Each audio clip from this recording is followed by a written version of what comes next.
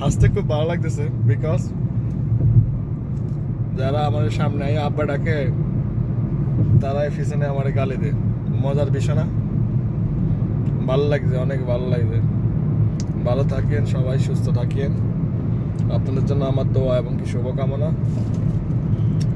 ঠিক আছে, আমার পিছনে ফ্রিতে কাজ করার জন্য আপনাদেরকে অসংখ্য ধন্যবাদ।